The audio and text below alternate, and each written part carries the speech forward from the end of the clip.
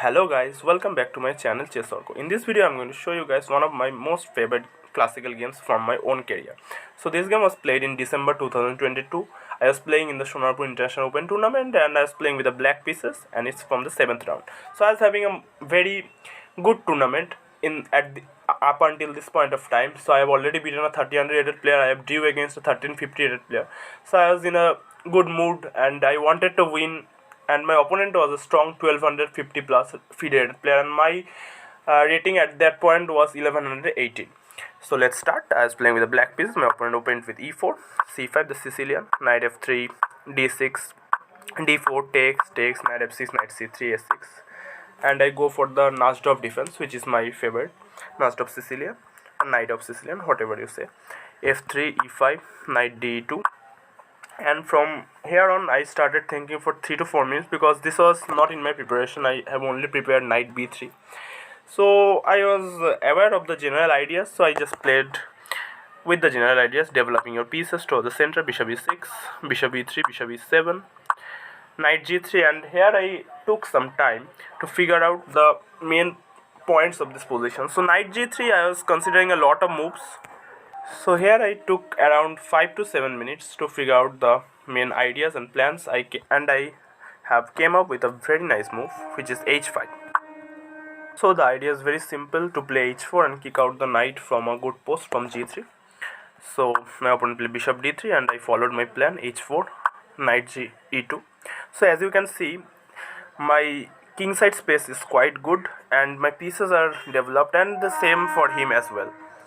So, and I am analyzing this position without the engine because I want to show you guys from my perspective this game. So I was also playing completely on the board and I want to show from the same perspective.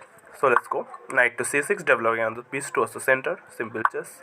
a3, I think a3 is a tempo losing move, not very accurate, because knight b4 is anyway not a huge threat, because his light square bishop is a bad bishop. It's stuck behind his own pawns on f3 and e4. So a3, I don't know, I just developed another piece, rook to c8, getting my rook on a semi-open c file. Queen to d2, he also develops, and b5. And I have already started active operations on the queen side straight away.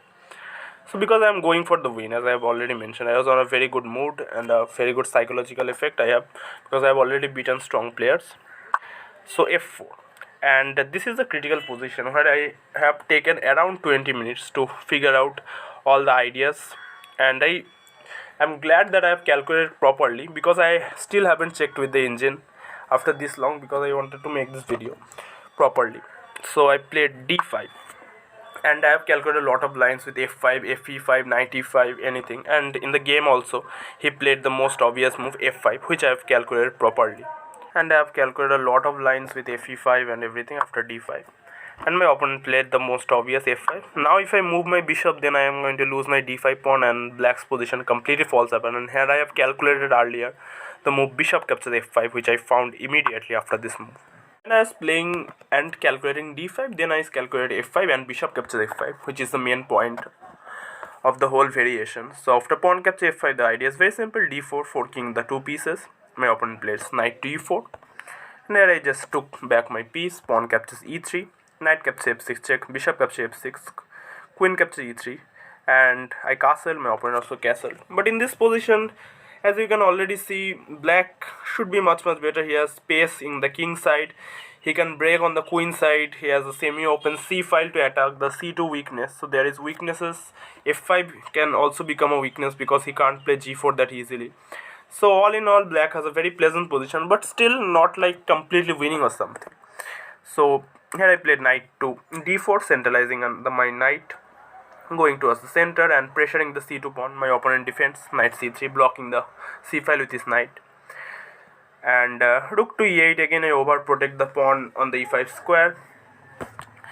So my idea was to go bishop g5, so I wanted to overprotect my pawn in advance. But my opponent stopped the idea, knight to e4. But from here on, the tactics will flow, and I am so much happy, and I was so happy back then when I found all the tactics perfectly. And yeah, here I already sacked the rook, because you can't take after knight capture c2. This will be a fork. This is a very simple move though.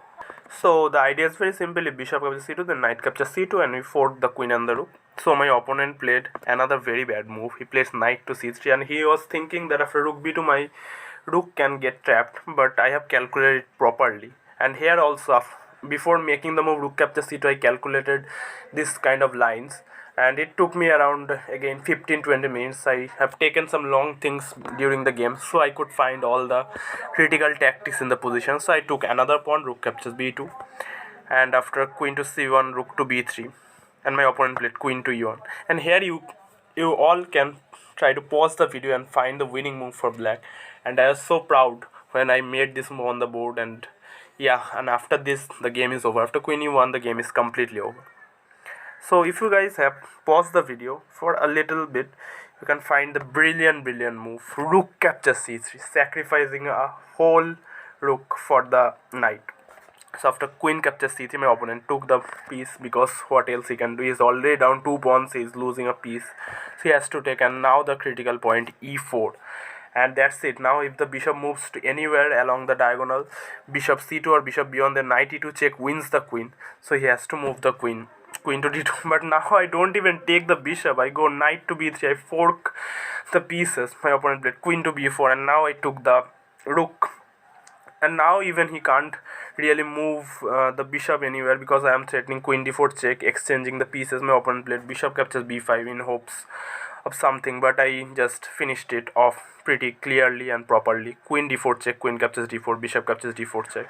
And from here on my opponent resigned, because he is going to lose another piece. After king h1 he is going to lose another piece, and I'm simply up 2 pieces and a lot of pawns, and it's a completely winning position. But rook captures c3 was such a nice move, and it is currently one of my favorite games from my own classical career. So I hope you guys like this game and like this video. If you liked it, then like, share, and don't forget to subscribe to the Chess Orko channel. Goodbye guys.